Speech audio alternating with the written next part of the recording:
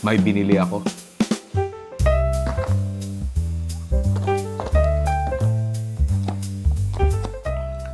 Bago ko ikwento kung ano yung binili ko, kwento ko muna kung ano ang meron ako.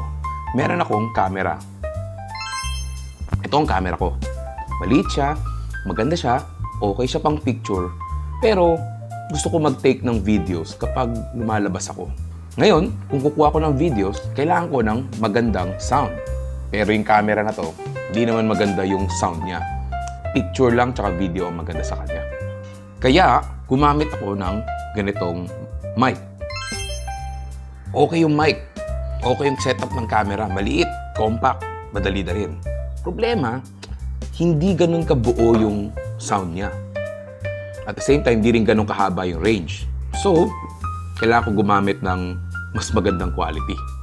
Kung gagamit ako ng magandang quality na mic, ito ang itsura nun. Siguro naman, di ko na kailangan explain kung bakit hindi ko magagamit yung mic na to. Kaya dito pumapasok yung binili ko.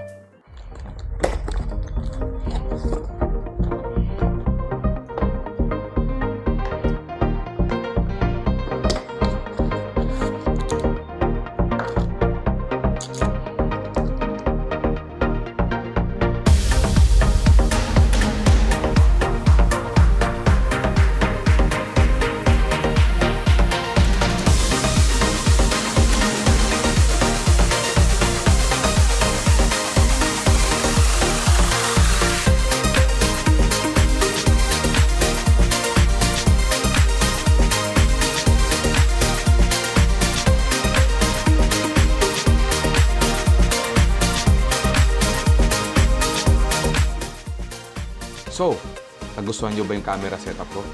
Abangan nyo sa susunod na videos kung ano ang tunog nito. Tapos, kung nagustuhan mo tong video na to, like, share, subscribe. May YouTube nga pala ako. Pwede ka rin mag-subscribe doon.